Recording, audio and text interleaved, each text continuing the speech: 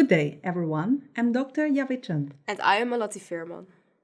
In this video, we would like to investigate how we can transform an existing building to the demands of the 21st century, namely, how to reuse the industrial heritage and make it sustainable and future-proof.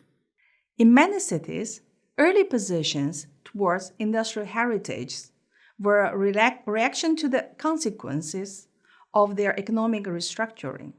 Industrial heritages convey the full range of values from social, creative, and educational ones to those that are economic and scientific.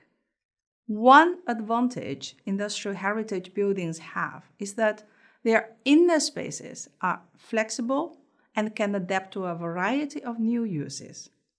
Nevertheless, there are substantial challenges encountered when transforming an industrial heritage into a future-proof building and giving them new functions. In the eyes of the stakeholders, there are two key challenges that the transformation of industrial properties have. The first relates to the wishes of different stakeholders, especially the adjacent surrounding and nearby communities. Heritage sites create social memories and help produce a sense of place. The second relates to the challenges with developing appropriate business models to sustain a private investment.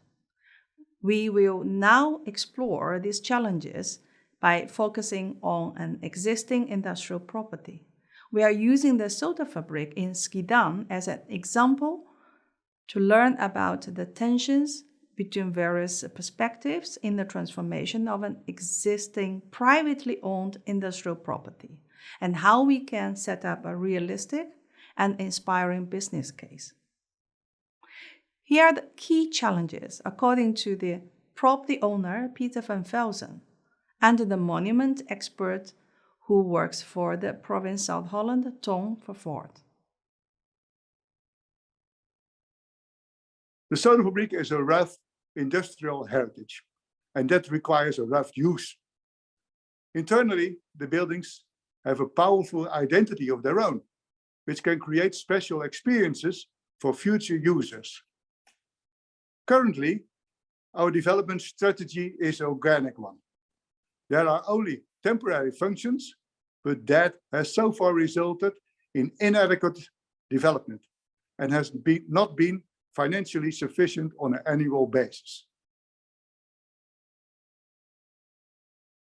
My name is Tom Vervoort.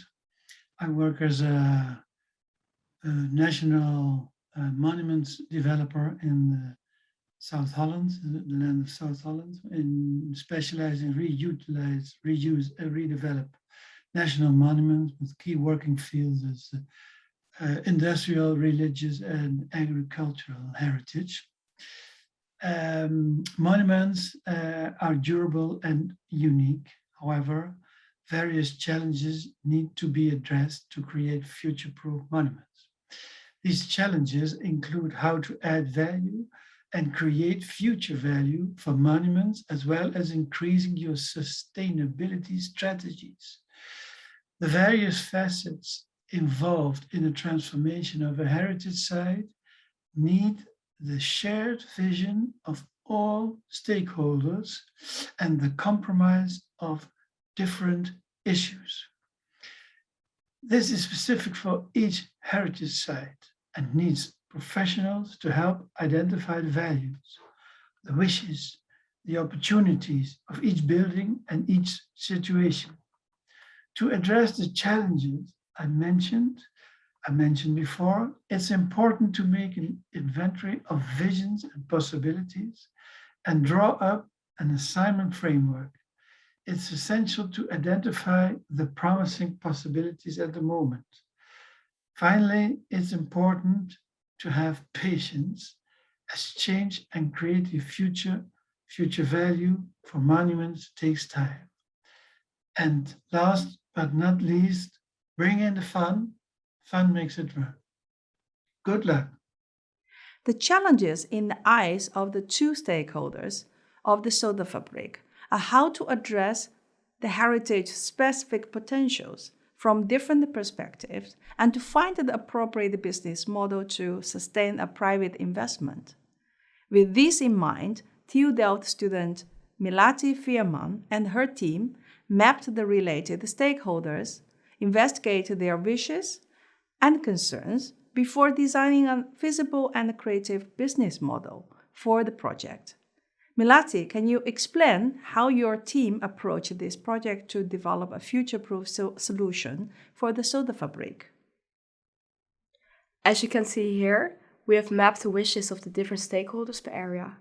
By doing so, we could see exactly which stakeholders were involved in the process of the transformation of the SODAFABRIEK.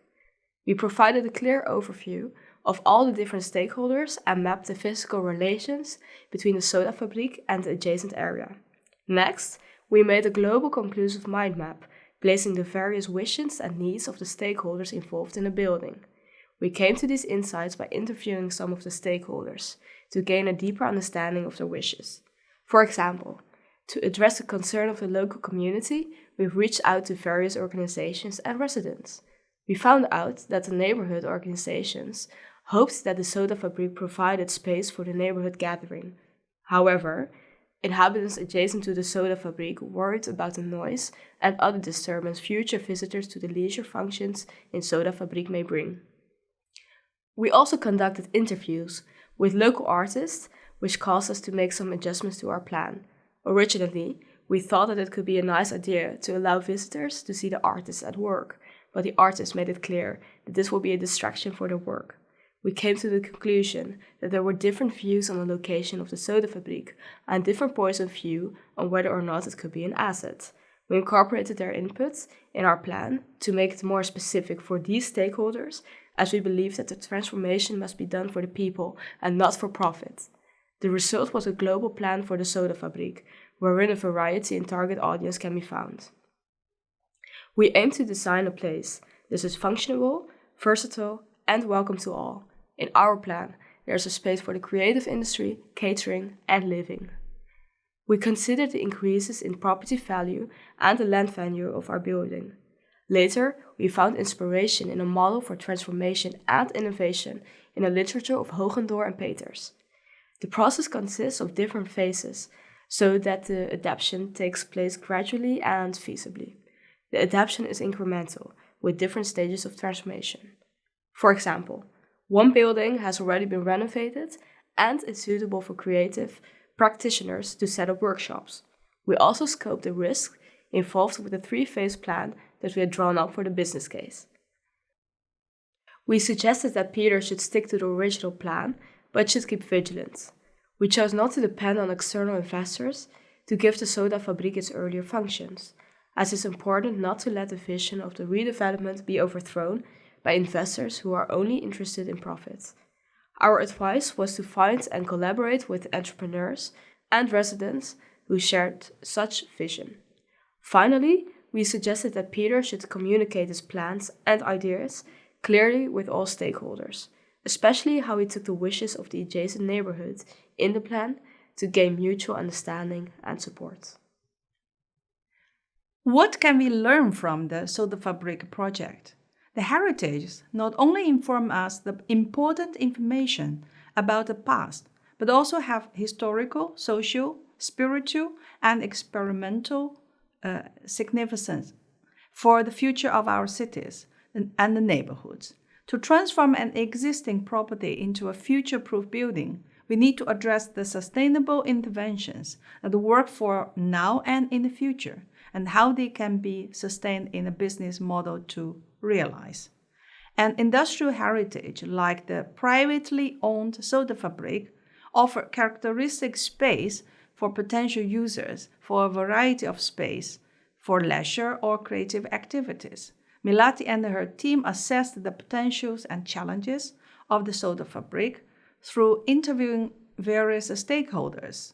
From inhabitants to government organizations, they were able to understand the wishes of the involved parties, especially why there were resistance from the local communities to the project. The proposed strategy aimed to preserve the roughness of the SODAFABRIEK, Meanwhile, they suggested appropriate function attached to the heritage's own characteristics to ensure continuous income for the heritage owner and no major disturbance to the daily life of the neighborhood's inhabitants. The incremental strategy is to preserve original aspects of the building whenever possible and renew where necessary with minimum cost. Meanwhile, this strategy aims to balance the diverse expectations stakeholders have on the transformation of a heritage. Even as privately owned, it reflects how important the social value and identity a heritage should bring to the location.